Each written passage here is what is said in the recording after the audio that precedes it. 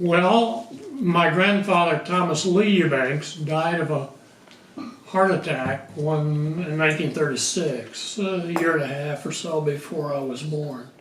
So I never knew my grandfather Eubanks. My grandfather Hudgen, my mother was a Hudgen, and so my grandfather Hudgen I remember quite well. He was a cotton farmer in Arkansas. I remember going to visit him, and I thought he had a lot of things. He had 2 John Deere tractors, and I was impressed by that growing up. And that's what I remember about my grandfather. And he came to visit. I have a picture somewhere of him and me in my American Legion baseball uniform when I came home from a ball game and he was visiting. Both my grandmothers lived to be older. My grandmother Eubanks, who I grew up with in Gainesville and knew well until the last years of her life when we had moved away. And she lived to be 91. My grandmother Emma, my mother's mother, lived to be 95. So they had long lives. And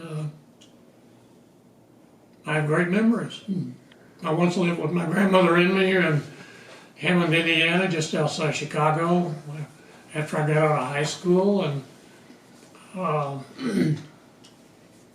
she lived there. And when I graduated from high school on Friday night, on Monday morning I had to get out and get a job because I had no money and I needed some money, so I went for a job, and I found a job working on a construction crew, cutting trees to build a roadway, to build a new river bridge between Arkansas and Missouri, and I worked there for $1 an hour, which was okay at that time. But I had a friend who graduated 1 year ahead of me, David Jurgen, who had grown up in our neighborhood, and he'd gone off to Hammond, Indiana, and where he had relatives living, and he said, "Gosh, I make over $2 an hour, you need to go up there." And so I went up there with him. When he came home for a weekend, I rode back with him, and my grandmother happened to live there, so I stayed with my grandmother, and I got a job making $2.25 an hour, so I had more than double my rate of pay, so that was really big time for an 18-year-old. And when I went to work in a Farm Bureau feed mill, where they made feed for cattle, and my job was to sew the sacks, which weighed 100 pounds in those days. I didn't have to lift them, but I sewed them as they came down an assembly line.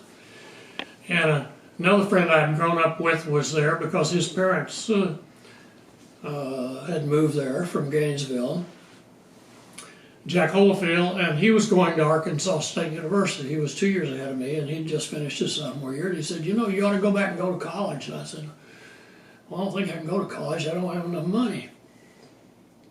So he told me what it would cost and how he made enough in the summer to pay his way up there, to pay his way through Arkansas State University for a year.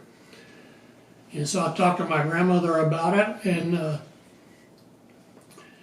she said, "Well, that's a good idea." She said, "When you cash your check," and every Friday we got paid by check, and I'd go down to the grocery store about a block away and cash my check and have the money. She said, "You give me half the cash from your check and I'll keep it.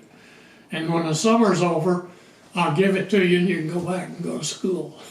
So that triggered my change in direction. That's a good one.